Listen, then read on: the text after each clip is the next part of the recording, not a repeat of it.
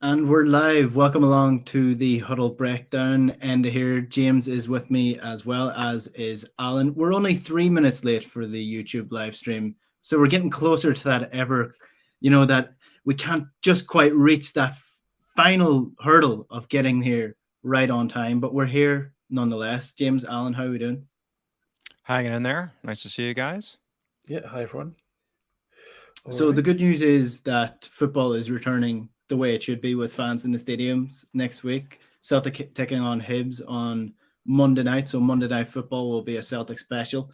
But today we don't have any football to talk about. So what we said we were going to do last week on the show was we were going to look in more depth at the Celtic defense this season. So on broadly speaking, Celtic's defense has actually been quite solid this year. They're the best defense in the Scottish League so far in the season. You wouldn't know that with some of the media coverage that Celtic get in terms of their defending, but they are the best defense in the league so far. So I guess we'll do an overall squad look at. Geez, that was a terrible way to say it. We'll do an overall squad summary of the different players: Carl Starfelt, Cameron Carter-Vickers, Stephen Welsh, who is in the papers for transfer rumors this week as well, and then we'll make a decision on whether or not Celtic have had a good defense or not this year.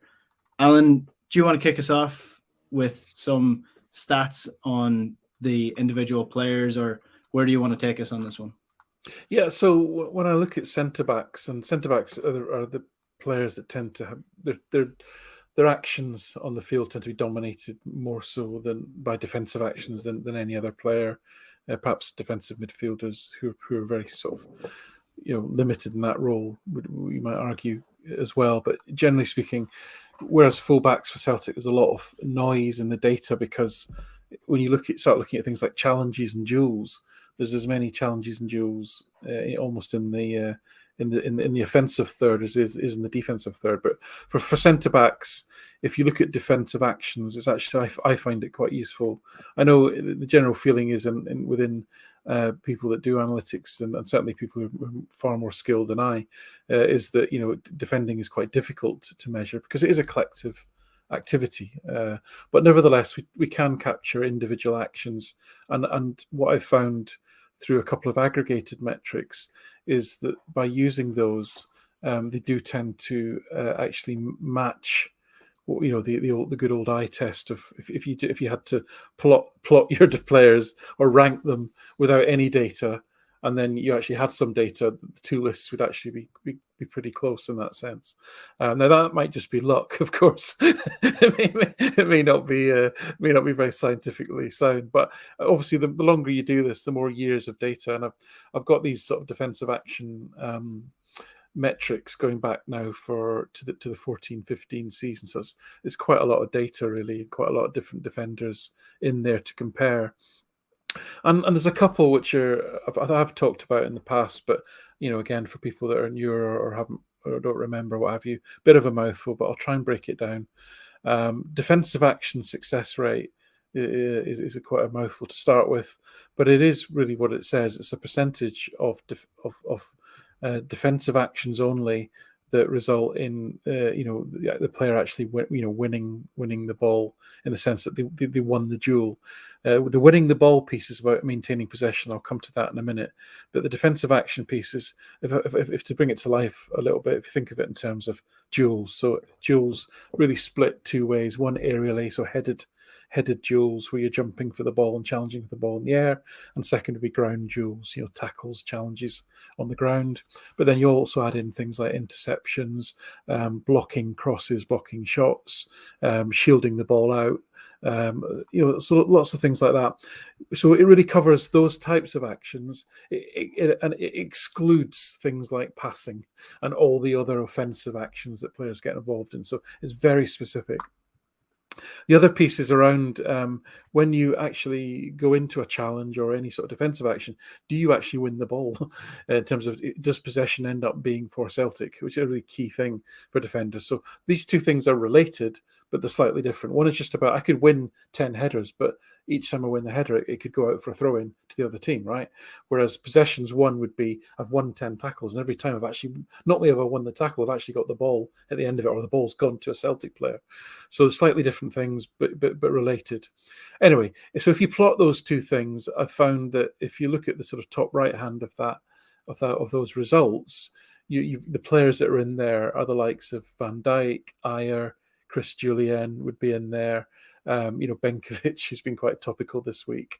And then if you look at the bottom left, would be players that are scoring lower percentages. You're looking at your Effie Ambrose, your Jack Hendrys, right? So as I say, and in the middle would be, your sort of middle class, if you like, of defenders would be your Simunovic's and your Boyatas and your Sviatchenkos and people like that. So it works out pretty well. So long preamble. In terms of the current group of central defenders, where do they fit?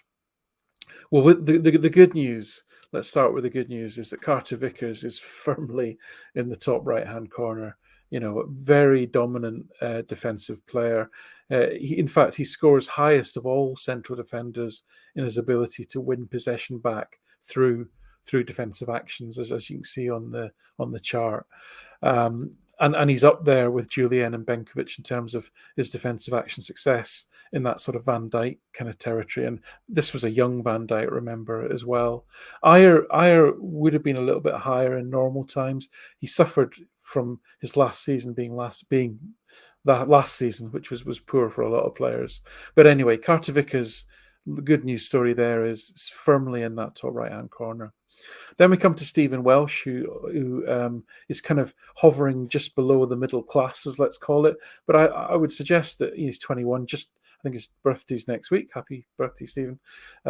He's looked like he's already, as a young player, establishing himself as a pretty solid defender, and in that basis, I think is somebody that's probably worth having in the squad. And then the sort of less good news is in the bottom right-hand corner is Starfelt, who is really actually the least successful defender in defense actions of all the central defenders that have racked up sufficient minutes to be included in this chart, and is only better than Hendry in terms of winning the ball back from his defensive actions. So this is a pretty sorry tale, as I outlined last week with some examples from the League Cup final. So I found this chart, and I know it's boiled down. It's only defensive actions. It's quite simple in that sense, but it's a bit reductive a little bit. But I do feel confident that it tells quite an accurate story when you see the plotting of the players that we're all quite familiar with. So I think the first question that I would ask about this is the likes of Cameron Carter-Vickers, who's right up at the top. He's playing in a Celtic side that have been dominating possession quite a bit this year and playing on the front foot, whereas last year Celtic were a complete mess. And we talked about it until the cows went home about Scott Brown and the lack of control in midfield and the lack of legs. If you were to take Cameron Carter-Vickers from what you're seeing with him now and stuck him into a Celtic team of last year where you don't have that control, how would that translate, do you think? So listen, this is not an easy question to answer. This is a good question, but what I would say is, and I know where you're kind of going. I think I know where you're going with this. But what I would say is, if you look at Carter Vickers and Starfelt, if you imagine that Starfelt has performed that poorly with such a good centre back beside him, that is absolutely damning. And similarly, for Carter Vickers to perform so well with such a poor player beside him, it is incredible, actually. Because if you look at these charts, and what I found is because I always build this, I take a view of this at least twice a season, is that Ajer and Jullien are together, Van Dijk and Denier were together, and that made sense, right? Because it's a defense is a system. It has to have all the component parts working for the full defense to be working. So what I'd say is, for Celtic to be performing as well as they have been relatively in terms of lowest expected goals against in the league, lowest actual goals against in the league, and for Carter Vickers to be clearly the best central defender in the league by a mile, that is simultaneously of massive credit to him, but incredibly damning of Starfelt, I would suggest. James, do you want to get in on this? Yeah, I'll try to add a little bit of context from 30,000 feet. So StatsBomb tracks their XG metric through various phases of play, one of which is just open play, set pieces, open play. You can do it by, direct free kicks, indirect free kicks. You can slice and dice corners, you can slice and dice a lot of different ways. So if you just look at it from open play, Celtic are basically in line with the 1920 season. I think it's 0.31 versus 0.32, the former being 1920. So again, we're talking about Celtic domestically concede very little from open play. Last season, in the debacle that we all kind of lived through, that went all the way up to 0.52. So again, relative to the rest of the league, it's still microscopic, very little. But I mean, that's a huge percentage difference and when you think about this, as we talk about it from a probability perspective, that's effectively 2 decent chances more a game that you're conceding. If you think about it as like 0.10 twice was the difference.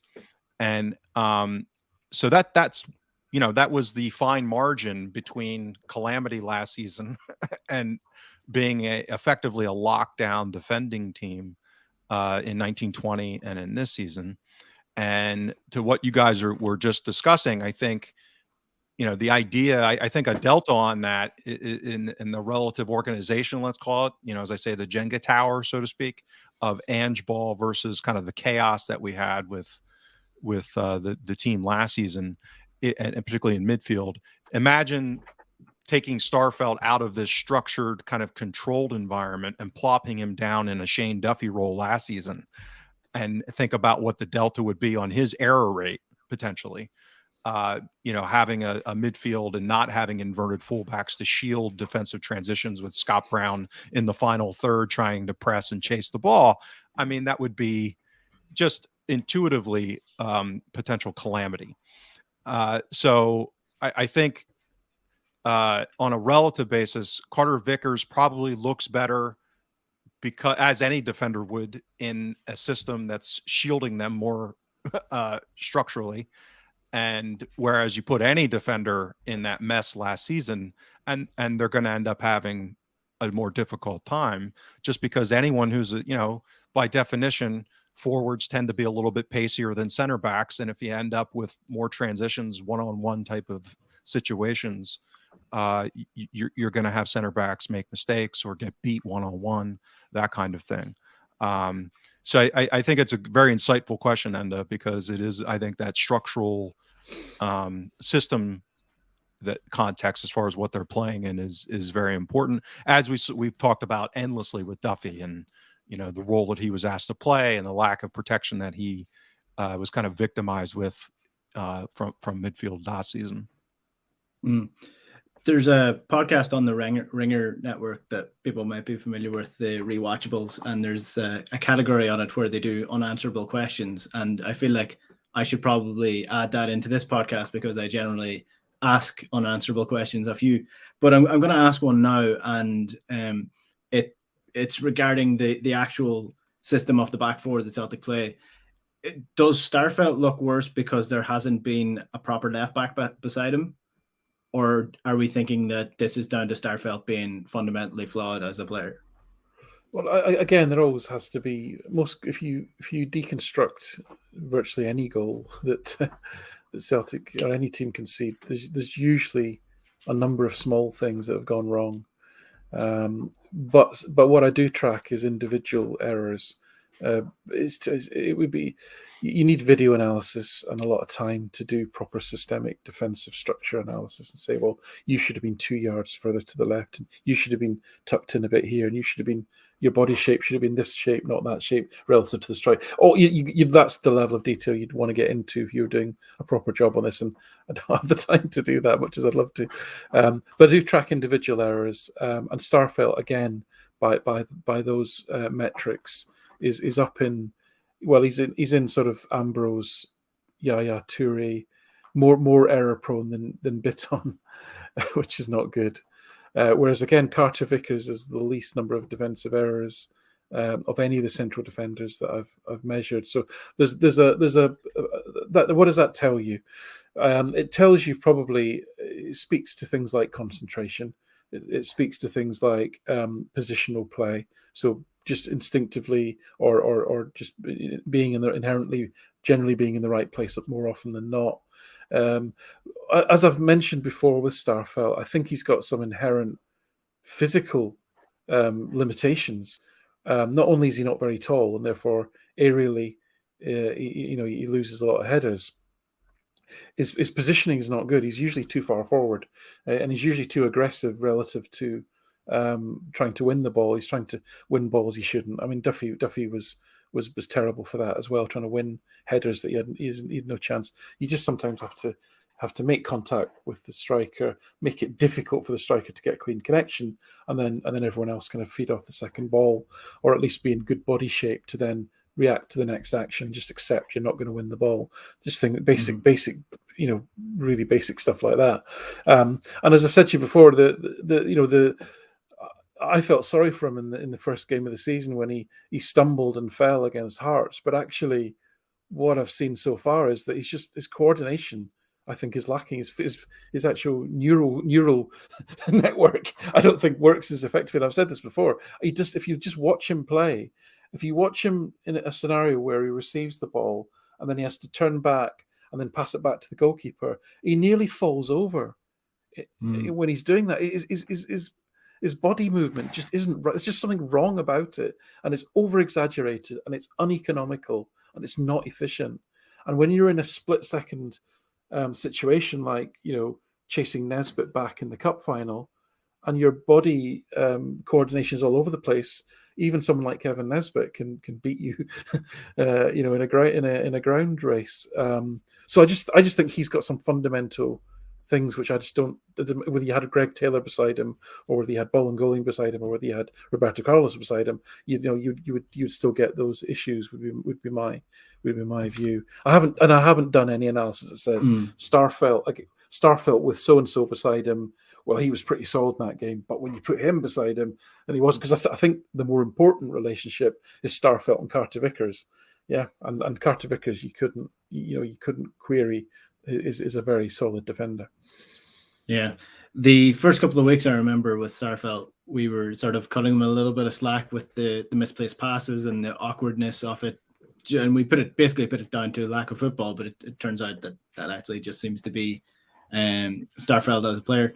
One of the key things that you're looking for a Celtic defender is somebody who can actually play the ball out from the back and be comfortable with it and be able to do that. We might touch on the actual ball progression in just a sec, but before we move off the actual defending aspect of it, you might run us through the defensive errors, because Duffy was a key target of people online giving him abuse for the errors and the obvious errors that he made last year as a defender. But in terms of Starfelt and Carter Vickers in this year's defense, what is the error rate like?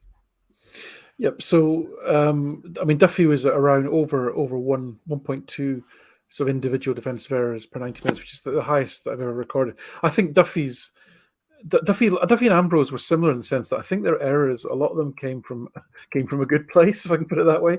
It came from trying to do a good thing, if not the right thing, trying to be a helpful citizen and teammate, but actually usually overreaching. And ultimately, it's a bad decision, right? So whether it's coming from a good intentions, I'm sure most actions on the football pitch are good intentions from a player. They were just ill thought out and ill executed. And I think with Ambrose, there was obviously issues of concentration and positioning. With Yaya Toure's up there, it was just age regression. It was simple as that. This guy had been a top player, and he just had reached 35 and age regressed, and it happens to everybody, sadly.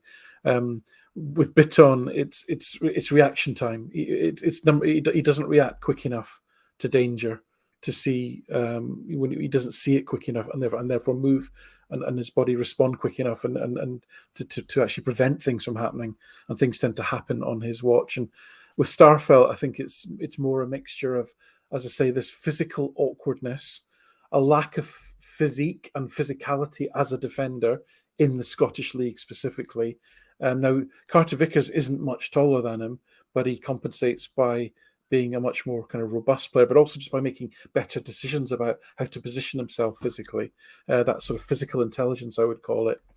And I think with Starfelt, the other piece that I touched on in terms of what drives that error rate is that I think he, aware that he's not the most physical or tallest defender, I think he overcompensates by trying to win balls that he simply can't, and therefore positionally he's sometimes suspect. So that would be my take on it.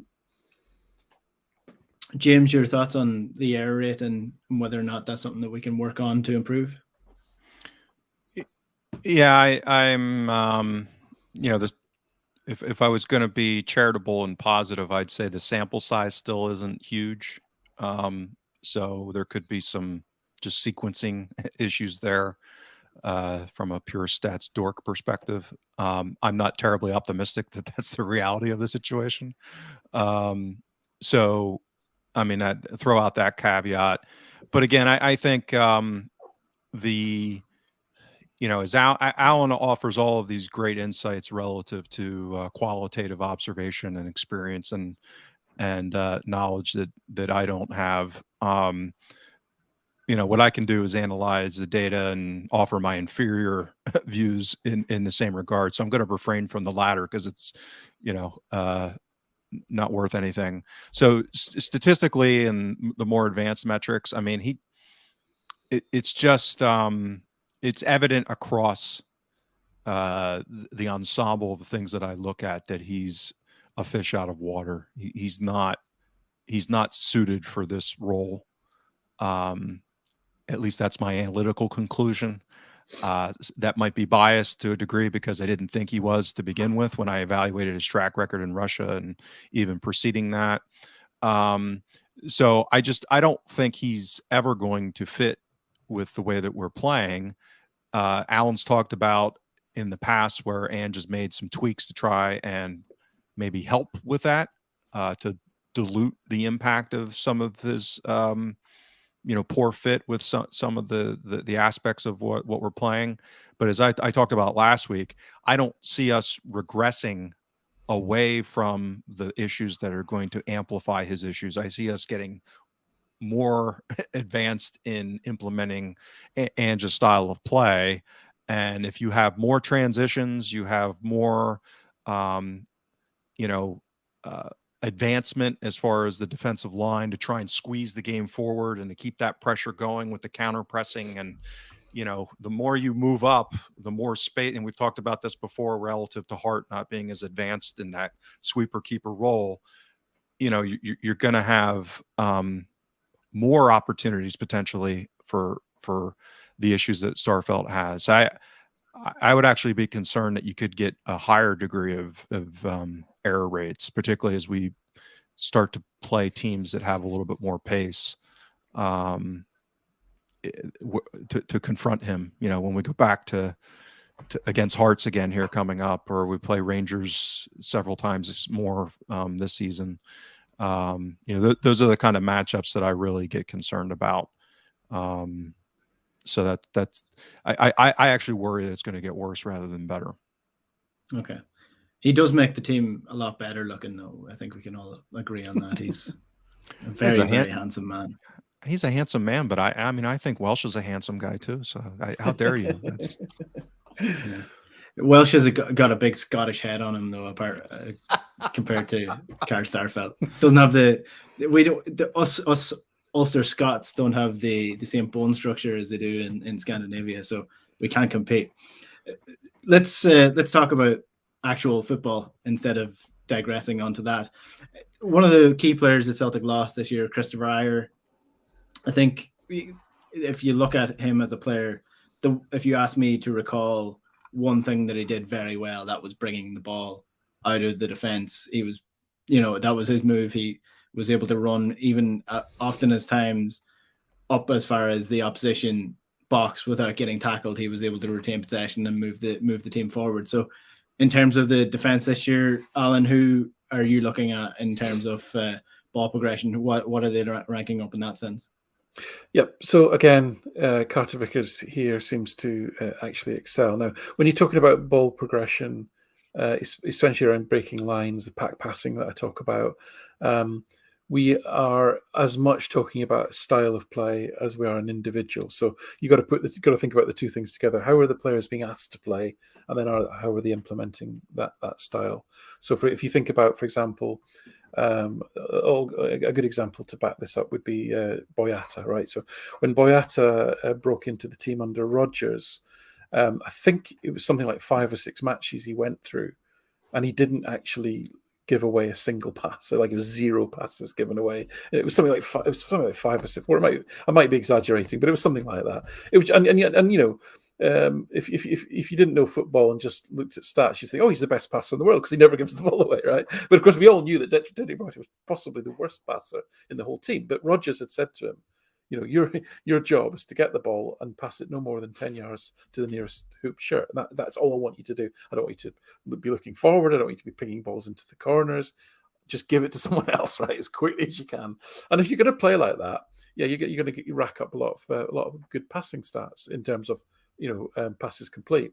You're not going to bother the scorers as far as pack passing and secondary assists and, you know, chance creation and all that sort of stuff. So you've got to think about it in terms of what are you being asked to do? What's your role in the team? What is the team's style of play? And then what is your ability to execute that?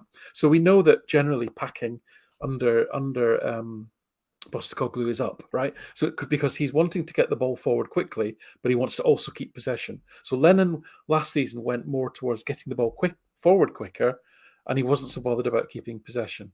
So it was that, and that all added to the lack of control that we saw relative to this season. So Postecoglou's teams have got high levels of control and high levels of penetration when it works. When it doesn't work, you see what happened against St Mirren, you see what happened against Livingston, where the penetration's low, but the control is high in that sense. So bearing all these things in mind, if you, I don't know if you've got a chart on this you're able to ping up, Enda, but you'll see that actually this season's 3 centre backs, Carter Vickers, Starfelt, and Welsh, are all at the top of the chart as far as number of pack passes per 90 minutes compared to what is a very small sample of players, because packing something that I've only done in the last few seasons. I don't go back to 14-15 for that. In fact, I think it's 19-20 that I've got on this. It's only the last couple of seasons, really. So very small sample, but also in terms of players, but also what you're seeing there is a reflection of the style of play as much as the ability of the players. But the fact that Carter Vickers' numbers are very high in this regard is encouraging compared to the other two. The other piece that this chart isn't showing you is, you know, what do these pack passes actually achieve in terms of how many players did those pack passes actually take out the game. Now, I've not shown this on the chart, but what I can tell you is that if I said to you that Carter Vickers' packing score was 60, and that's probably a bit of an abstract number to most people, but then Starfelt's was 45, you'll see there's a reasonably big gap there. So Carter Vickers, is not only breaking the lines more often than the other two, he's also taking out more players. So it's riskier passing done more often. So that in an Ange ball scenario, that's a really good outcome. Okay. And what you'll also see on that chart is the other dimension is progressing the ball through carrying the ball, so running with the ball essentially. And what you'll see on there is that Ajer is just a complete outlier. Now James will be able to chip in here because he looks at benchmarking against Europe, players across Europe. But I would hazard a guess that Ajer is probably elite at European, if not world level, at carrying the ball at his feet, and therefore that outlier, even for Celtic, would probably be reflected whichever team he played for. Yeah, at Celtic, I mean, I don't have it directly in front of me, but I remember doing it in the past, in Y-Scout's database for progressive runs, which is, again, it's not the exact same as Zallen's metrics, but it's going to correlate pretty well. I benchmarked Frimpong, for example, and his playing at Celtic with the space that we enjoy. He was, I think, top 2 in the world out of 20,000 fullbacks, Frimpong was, in the top couple, and Ajer was similarly like in top 5 in center backs out of, thousands and thousands globally. Now, again, some of that has to do with the circumstances of Celtic relative to the league and how much possession we have, and how much other teams sit back and don't try to press our fullbacks and center backs when they do have the ball, that kind of thing. But it does suggest, there are other teams that play in similar circumstances, and they don't have guys posting the kind of carrying stats that Ajer has. And I suspect that's probably what clubs like Leverkusen and Brentford were looking at when they were, seeing them as appealing candidates, because they do really add. I mean, it does change a dimension when a player can break lines that way, even and progress the ball that rapidly and with control. You don't really the risk factor being relatively low of that kind of progression. So yeah, he's been a true outlier in that sense, not only at Celtic but globally. Yeah, and we haven't really, and we're not asking the current centre backs to do that. Really, is what the data shows. So no one's replaced that as such. But then I think with the fullbacks inverting to create overloads in midfield, that almost wouldn't make any sense to then have the centre back running past you. It's kind of a useful thing to have always, because it just adds another dimension to the attack. But it's not a role that either of the current cadre are being asked to do or seem to have a great aptitude for. Yeah. Before we finish up on the defense, there's a lot of conversation going on in the comments right now about height and the importance or lack of importance when it comes to height in our defense. So, I'm guessing from just what I see on TV, and often that can be quite misleading. Like, is Carter Vickers just about 6 foot? Then again, Starfelt maybe just about the same. Stephen Welsh. We've had a long-term discussion of whether Stephen Welsh is that 6 foot or not. And then the fullbacks with Juranovic and Ralston and Greg Taylor.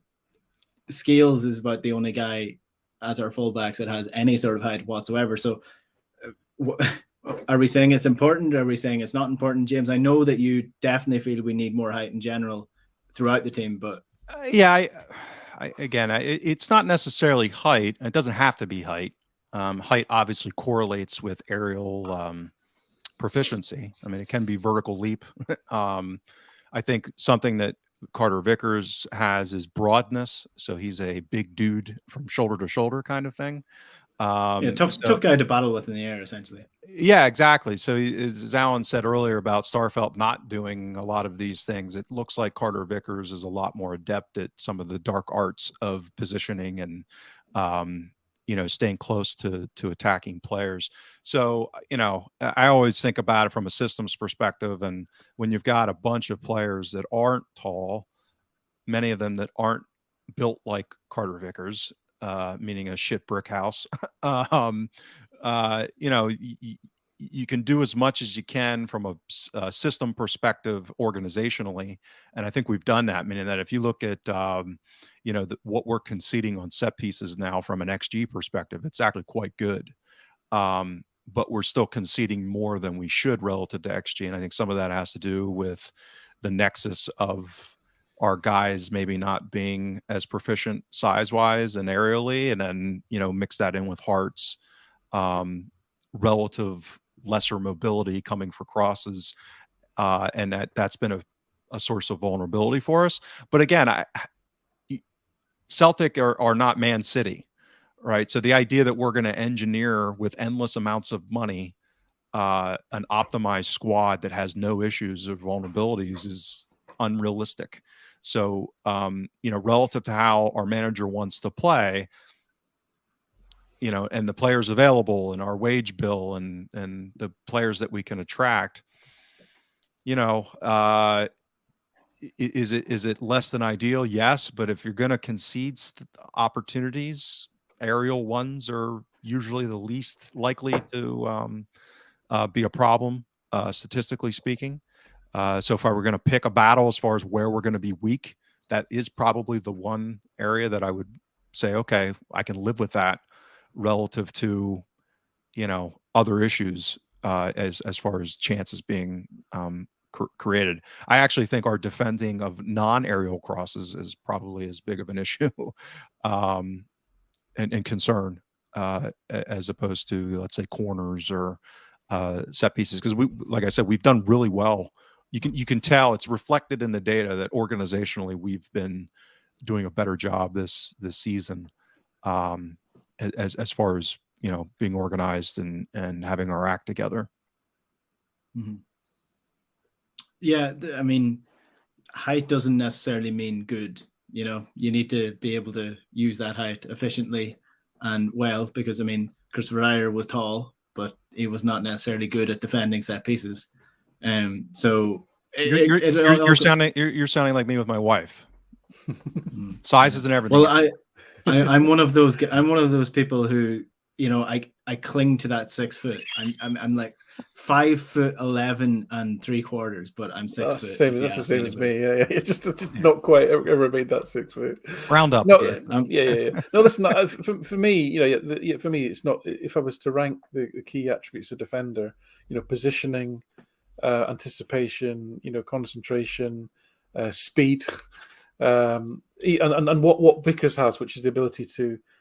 He's not a particularly big guy, but he's strong, which means he can jump with you and mess you up, even if he's not taller than you, as in force you into the wrong position, knock you off balance, and so the header's a mess, etc. So these are all those attributes. I would put all those things as possibly more important than just raw height in essence. But you are going to be challenged in this way in Scotland. We can't get away from that.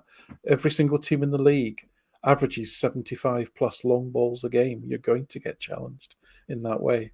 But I think this has been an interesting case study because we do have 3 defenders that are all around about the 6 foot, 6'1" at most mark, and they're all very different actually in how they compete with in aerial challenges. So it just goes to show you that actually height isn't the key factor. Well, and that's what's so interesting about the Starfelt case study is that again, if you think about kind of pluses and negatives. So Ajer wasn't very good in attacking headers. In fact, he was pathetic in his track record, and even defending and aerially in corners, for example, he was kind of mixed. Where he was really good was when the play was in front of him, and teams were lumping the ball up into our half, and we had to control those headers and win. As Alan says, maintain possession or win possession as opposed to just heading it out of play. Ajer was actually at least functional or decent at that. Starfelt. But before I move on from Ajer, what Ajer had was recovery pace, right? So when you're playing that high line, okay, well, you have the pluses and minuses and what he's good at. Mentioned what he wasn't necessarily all that good at. He was good at defending aerially in certain circumstances, and he had recovery pace. So if there was a breakdown in play, he could get his ass back and still defend. Starfelt doesn't have any of that. Like he's not good aerially, period, for the most part. He doesn't have this recovery pace, which again, when you're playing that high line, so CCV has other things. He doesn't have that recovery pace either, but positionally he seems to be very good, intelligent player, spatially, and he has a lot of that defending in the box. One-on-one, that physicality that Alan mentioned. So, if you kind of line up all these things, what I'll be curious to see and interested to see with Julian is really good inside the box aerially, attacking aerially, also defending aerially in our, kind of defensive half out in space, but he doesn't have that recovery speed. So it'll be interesting to see kind of how that shakes out relative to playing in Ange's system. Hopefully he's fit enough and he comes back, and whether he's able to, maybe offset some of those issues with those other areas that he's really strong with. Yeah, there was reports saying that Celtic played an in-house game against St. Mirren in the last couple of days, and Julian played 45 minutes of that, so that's definitely positive signs. Hopefully that means he's going to be ready to come in, and I'm really looking forward to seeing Julian beside Cameron Carter-Vickers to see if it works out as a partnership. A lot of people, and I mean a lot of people, have been asking us in the comments to talk about Antoine Ortega, the new Celtic data guy. Do you guys know much about him? Is that something you just want to talk about? I don't want to. Yeah, I hadn't heard of him or followed him on Twitter. I'd prefer not to get into individuals because, again, to me, it's not about individuals. I think it's encouraging that we're adding to the area in the club. I think, more investment in the intellectual side of the club, I think, is good. So, I think it can only be a positive, and we certainly hope that he's up for going into the Glasgow Cauldron. Already seeing the response to him on Twitter. The poor guy having a Twitter account. We'll see how long that lasts. Will not last. I wish him all the best and all the luck in the world, and hopefully he's up for the challenge. Not only analytically, which I'm sure he is, but more so the non-analytical part of what he's probably getting himself into. So let's talk about it more in the sense of Karl Starfelt, who we're putting down to as bad recruitment. So let's say this guy is, and I'm sure he is qualified enough for this role. What are you looking for him to do differently when it comes to Karl Starfelt, assuming people are going to listen to what he actually puts forward?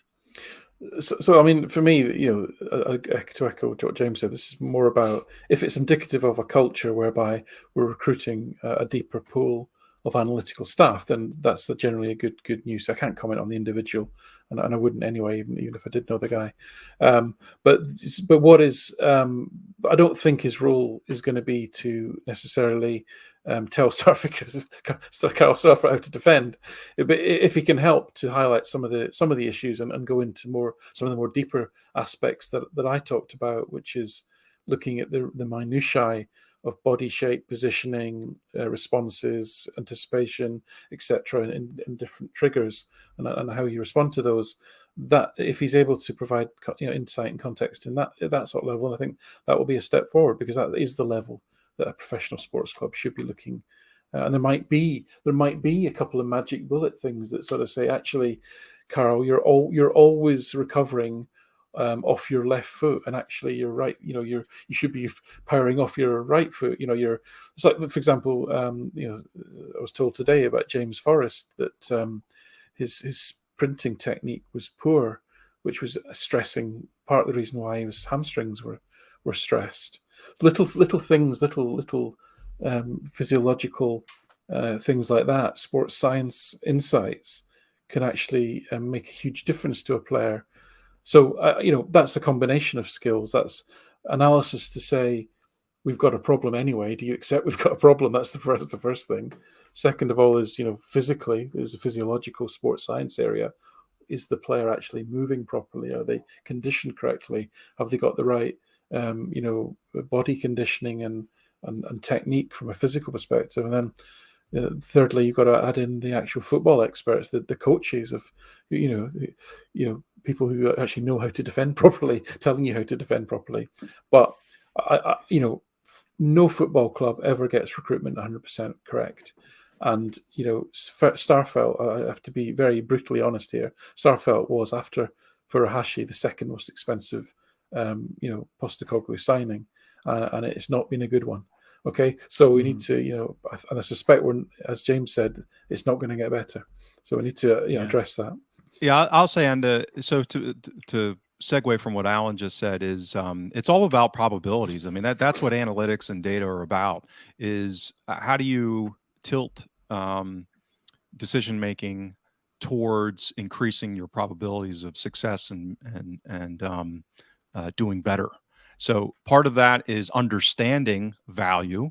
So this is what we've talked about. For example, I've mentioned the new metric that StatsBomb has out, OBV, which is going more in that direction, right? So Alan talked about the importance with progressive passing, the idea of, okay, well, you can count progressive passes, but was one of the real value add with Alan's data collection is he's put value on that, or a way of valuing that relative to something called an impact score, right? So there's ways that you could do, if you have analytical skills, you could take counting stats and you might be able to kind of see patterns and put things together in a way of deduce things. That takes a more advanced analytical skill set. As you increase the value and the accuracy of data collection through metrics, which is what we're moving forward now in the next generation with something called G+ and OBV, is that you're now going to quantify actual playing value. And that actually is what Moneyball was all about. Player trading, yes, but it was the inefficiencies and the understanding of what drove performance and quantifying that through measurement, and then being smart about how you're deploying resources, right? So not only is it an increase in intelligence relative to understanding value, it's then, okay, well, what does value mean relative to the manager's playing style and the context of the club that you're playing at? Meaning that, as we talked about, Celtic keepers really only have 2 shots that they face a game on average, versus somebody at another club that probably faces more than 2.5 or 3 times that in a game. So that is a different situation on a value perspective for that position. Center backs, can they pass versus are they going to bunker in inside the 18 and head the ball out with crosses? Those are very distinct roles. And how do you value what the performance is going to be relative to that? So it's getting intelligent about measurement, figuring it out. And then the last thing I'll say, which this is the next step, which is the real advanced clubs are doing research and development, which is they're not, I don't expect that to happen at Celtic anytime soon, but it's, people get stuck in the hamster wheel, right? You got 2 games a week and you're doing opposition prep and you're getting ready for the next transfer window. It's putting resources and time into thinking openly. Okay, what are we doing here? How can we do things better? What do we do as far as using metrics and doing research and analysis as far as figuring out, maybe the manager's playing this certain way and thinks that this is a good thing to do, but let's test that. Like, let's actually go into this and test, like, are these smart decisions, and look at the global kind of pool of data that's available and see if people are doing things that actually add value based on conventional wisdom, or whether there's opportunities for people to say, hey, and that's what gegenpressing was really all about, is people overvalued possession, to a degree, which is you can think about making a risky pass in the final third. We've talked about that, Alan and I, is like, taking risk with passes can be a good thing, particularly if you pair that with seeing a turnover as an opportunity to regain possession with a defense in transition that's more vulnerable, right? How do you qualitatively or quantitatively measure those and tailor your style of play to kind of optimize? So I think what you'll see, hopefully, is that you'll get more resources towards building better profiles, better understanding of what players need to be good at, and certainly sees that with the 3 signings he's made from Japan. We've talked about that. These guys profile logically with what he's going to look for in those positions. And, an analytical staff using data should be able to help make that an even better situation and optimize that, as opposed to just a guy knows people in leagues because he knows them.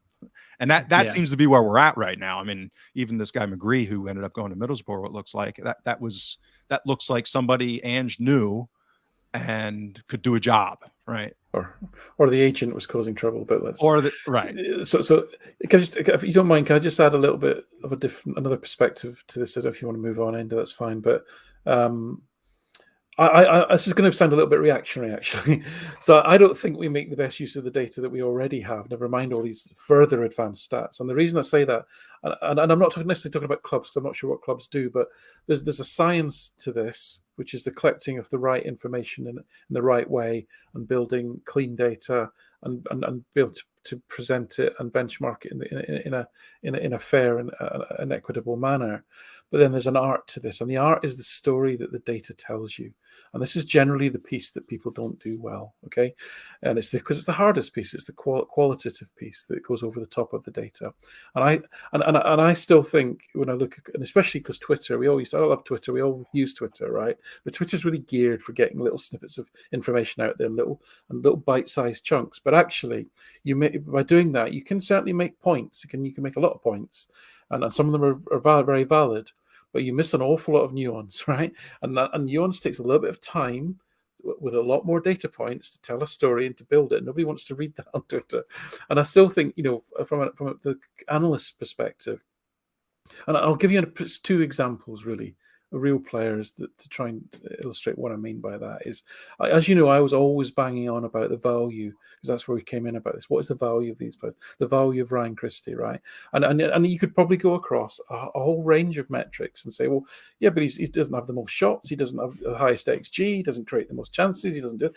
And he doesn't have win the most tackles. He doesn't. No, but he's probably 3rd or 2nd or 4th on every single one of those lists. And if you look at that whole package together and look at and the narrative of what actually is a Ryan Christie, it's actually a pretty awesome collection of attributes, none of which are exceptional, but all of them are useful. Right.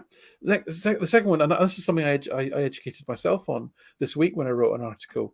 It was about David Turnbull, because I was trying to I know that when you know that a player is valuable, you can't explain why. That was basically the problem that I set myself. And eventually I managed to find a view that showed that through sort of progressive passes, and I can't remember what the other thing was I used, he actually, again, he doesn't top the rank on any of the creative dimensions and any of the creative metrics that we have. So you think, well, Turnbull's the number 10. Well, he should be topping all of these, and he doesn't. But actually, if you put together a package of 5 or 6 metrics that all speak to a player's creativity, and if you were to find a way of aggregating them, he would probably be pretty much at the top of that pile. And that's the narrative, that's the story that you have to tell. Now, if this guy, coming back to dunk on data, if he's got the ability to persuade the coaches at Celtic or the manager even of the value of a player who's perhaps not playing, or to point out the fact that a player who is playing isn't perhaps performing and getting the value out of that we thought, like Starfelt, then he's doing a fantastic job. And if he can do that to me would be a good analyst. Mm-hmm. Yeah, I mean, there's no point in collecting data if you're not going to use it. So that's why I sort of alluded to the fact that I know this myself. They can bring in whoever they want. If they don't listen to him, it doesn't matter. My spreadsheet's enormous, and 99% of it I don't share with anyone. Not because I don't want to; it's just there isn't enough time to actually look at it and boil it down and come up with some insight from it. So I think there's a lot more to go at with the data that we've got. Never mind, I'm all for pushing the dial forward in terms of new stuff. Obviously, I wouldn't say different. Yeah. What's interesting to me, though, and it's funny how all of this has developed and become sort of mainstream, and people, like ordinary people you see dropping in conversations about XG and data and different things into like mainstream media. And James, what you were saying about the gegenpress and everything like that, there sparked in me the thought of Jack Charlton and Ireland at Italia 90, where he looked at the World Cups previously in Mexico and the US, and he saw that every single team used the number 10. Every single team relied on that number 10 to play the ball through. That's how they did it. Slow, keep possession, number 10 creates it, and 2 strikers up front. And his solution to that was put them under pressure, as it became known as. Even there was a song about it, which was getting the ball, even though Ireland had unbelievably creative players at that point, getting the ball, kicking it up into the corner rugby style, and chasing after him, essentially doing gegenpressing before gegenpressing became a thing. I mean, that's what he said. He saw a weakness, he saw an opportunity, and that actually has had a detrimental effect on Irish football from that moment on. But at that point in time, it was extremely effective, and Ireland got to a World Cup quarter-final playing it. Yeah, so people have had analytical and pattern recognition skills for millennia. Leonardo da Vinci didn't figure out all he figured out, even theoretically, hundreds of years before things actually happened scientifically, to catch up with some of his visions. And I mean that from an understanding physics even before, like, we had the equations in certain ways to prove it, right? So there's that intuition, that was the scale of let's say managers, Jock Steen, the people who were able to kind of be visionaries and see ways of doing things ahead of time that others didn't. And they even may have had relatively speaking, in a modern sense, rudimentary statistics that they were using. A lot of them did. If you look historically, a lot of these visionaries did quantify things in certain ways, looking for patterns. And so what the modern era in the last 10 years has really done is quantify more, measure more. And what that does is it squeezes out on the margins, and it dilutes the people that have that kind of natural ability. And it makes it even more difficult for those people to compete. You know, we've seen this throughout life, right? The human brain in certain ways versus computers. And now we've got machine learning and all these various things. They're not human brains. They're not as good as our brains are at certain aspects, but in other ways, they're much faster and better. And, you know, it gets harder and harder to compete against the machines, so to speak, in certain ways. And so not only did some of those things that were figured out by people qualitatively with a little bit of quantitatively historically, now that can be fine-tuned, optimized, you know, even more understanding, and situationally, conditionally, probability distributions built all around it, right? So it's all this geek stuff that can advance understanding and knowledge. But yeah, I mean, people for many years figured things out versus other. And this I always talk about. You get copycats, right? That's been going on in sports forever. Somebody's a visionary, figures it out, and then everyone doesn't even know why the hell it works. They just say, hey, let's go do that because that guy did it or that girl figured it out. Yeah. You know what I mean? So I think football falls into, there's nothing new in football tactics, right? And what Jack Charlton did, and credit to him for being a disruptor, okay? Because obviously, as you say, international football had fallen into a certain paradigm, a certain pattern of playing that became orthodoxy, and he challenged that orthodoxy, and that's great, you know, left brain, whatever it is, thinking. So, and that's what you need to when you're a small country and you're trying to maximize the resources that you have. But there's nothing new about anything that he did. If you want to read about football tactics and the history of it, Jonathan Wilson, Inverting the Pyramid. I'm listening to that right now. Yeah, the best. I'm listening to that audio book. Oh, read a book. Read a book. You read the book. Yeah, the best book on football tactics you'll ever. The only book on football tactics you probably ever need to read. But essentially, if I had to summarize it in a paragraph, it's that essentially football tactics is a game of rock, scissors, paper, right? and it really is, and it's just a question of orthodoxies and shifting, you know, and disrupting. But in terms of what's really new, yes, you can make players run faster and for longer, so you've got advancements in that sort of physicality. But there's nothing new in terms of tactics and shit in basic shape. Yeah, listen, I sat down and watched Man City play a 4-4-2 a couple of weeks ago, and I was laughing at how the commentators were talking about it. Yeah, it was Pep Guardiola's playing 4 players in midfield. What's he doing? This is brand I enjoyed new. that while I was sipping my grapefruit IPA. I was enjoying the hipster revolutionary 4-4-2. Yeah, brilliant. Yeah, well, that's going to be it. You know, absolutely. all this pressing, right? All this pressing. One of the ways to maybe beat pressing is have Niall Quinn up front with a little nippy lad and launch the ball at him. Brilliant. Just beat the press. I for one welcome that. But right now I need to go and stick my audiobook on of that Jonathan Wilson book because I've got a 4-hour commute ahead of me. And so that's where we will leave the show on tonight. We had a bit of a philosophical conversation there tonight. That's what you get on the Huddle Breakdown. If you want more of that, you can get us at Huddle Breakdown on Twitter. And you can follow us or you can subscribe to the YouTube channel below. Just hit the subscribe button. You get the Huddle Breakdown, the Monday Breakdown, and loads of different stuff as well. You can get us on Spotify, on iTunes, or wherever you get your podcasts as well. So back again next week and actually have some football to talk about. So James, Alan, until then, thanks very much. Safe travels, Enda. See you next week. Safe travels. Take care, everyone. All right. Cheers, lads. Chat to you later.